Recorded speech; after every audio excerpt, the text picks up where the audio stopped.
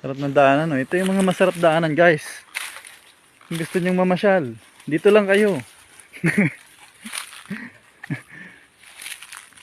Dito nyo matatagpuan ang tunay na kaligayahan. Alright. Medyo matinik, guys, eh. Di ba ang saya? Sarap maglakad-lakad sa gubat. Tilog. Marami kong pagsubok na dadaanan.